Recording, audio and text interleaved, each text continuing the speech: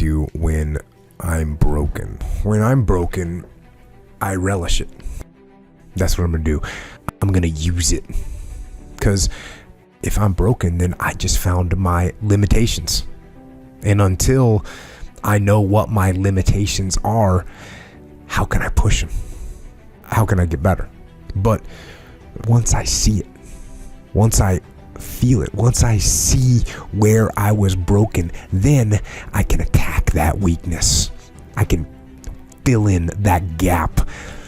I can reinforce that breach. If you break, it means it's time to fortify your will to make it stronger. There's all kinds of different ways to break. You can break physically, you can break mentally, you can break your heart, you can break your spirit, and none of those are fun, and all of those are gonna leave a mark. But the mark that they leave can be the mark of victory or it can be the mark of defeat. Because every time you break, and in every way that you break, while it's a chance, it's definitely a chance for you to give up and for you to just to fall apart. But there's also opportunity. There's opportunity to get stronger and get smarter and get faster and get tougher and get more stable and get more resilient and get better. When you break, you have the opportunity to show the world, the whole world, what you are really made of. So if you break, if you break, the fight isn't over. In fact, if you break, the fight is just beginning. And as you crawl up and out of that dismal and wretched place, covered, and you're covered in blood and sweat and dirt and filth as you rise above what you were. And as you take the form of who you are supposed to be, you will see that in the very act of standing up, in the very act of fighting on, you will become and you will remain unbroken. If things go wrong, they always seem to happen at once, and they just compound on top of each other. And it's pretty easy sometimes to feel beaten when you're faced with all those issues and all those problems, and they all hit you at the same time. But let me tell you, that doesn't mean give up. In fact, it means the opposite. It means it's time for you to fight harder, to dig in. It means it's time for you to go on the warpath. And that starts with one of the fundamental laws of combat leadership: prioritize and execute. What's the biggest problem? What's causing the most stress? Family? Okay. Sit them down. Explain where you are at. Be blunt. Be upfront. And then give them the simple plan of how you're going to get things back on track. Don't sugarcoat it. You give it to them straight. Next, you got some late payments. Call those creditors up. Explain to them what's going on. Set up some kind of a minimum payment plan so you can start making some progress and get them off your back. And then you got your job. Right? You're falling behind at work. Okay, talk to your boss. Face it. Tell him that you're going to step up your game.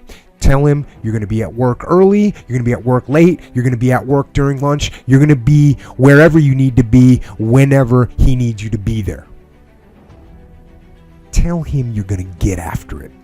And tell him that you're 100% committed to supporting him and the company and the mission. and then you get started. And I'm going to tell you right now, it won't be easy. It will be hard because life is hard. That's what life is. And these challenges that you face, they're going to do their best to take you down.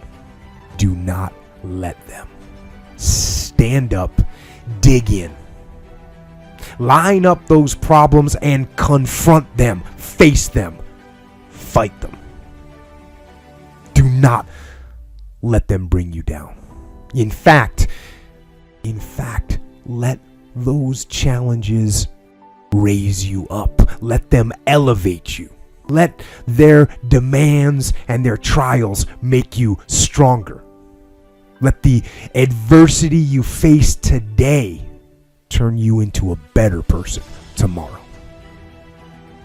So in the future, you look back at these struggles and you say to them, "You made me better." Hey, what does Ryan Seacrest, Tom Cruise, Oprah, Steven Spielberg, Donald Trump, Joan Rivers, Warren Buffett, Gordon Ramsay, Michael Jordan, Kobe, Tim Tebow, they all have one major thing in common, dude. These people hammer. They beat it to death, okay? Look at Tom Cruise, man. Look at his career. He works constantly. So look, you want to get your work ethic so high that people actually admire you. I'm going to ask you a question right now. Because of your unbelievable work ethic. If you can't answer yes to that, man, you're not going to get in that top 10%.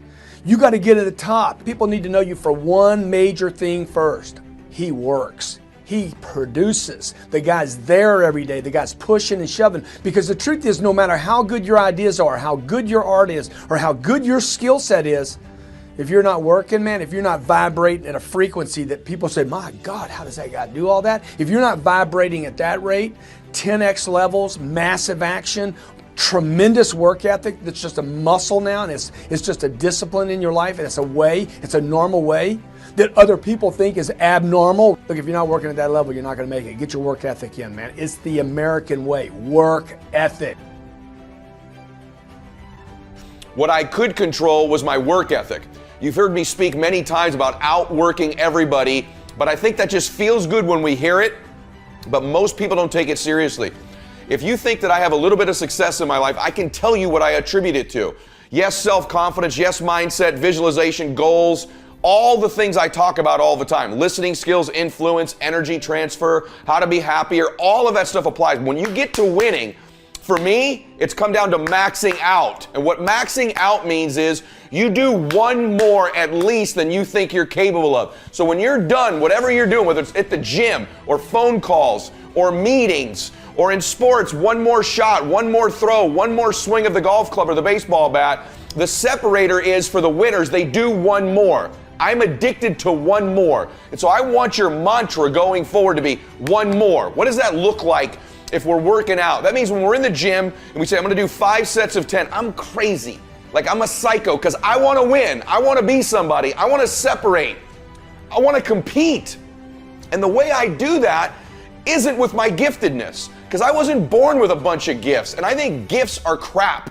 I think for the most part, gifted people struggle in life because things come easy to them. I like that things haven't come easy for me in my life. I like that I don't have natural talents in every area. And maybe you like that about you too. Maybe you've looked at yourself all your life and thought, man, I don't have that natural beauty or that natural talent or this gift for creativity or intellect or humor.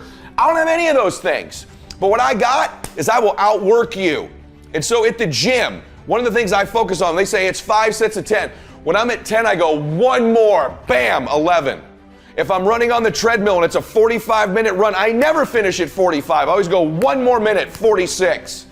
If I'm at the office and I'm supposed to make 25 phone calls that day, when I'm at the end of the day, I always do one more. If I've got meetings, I always do one more. My mantra for 3 decades in business has been one more.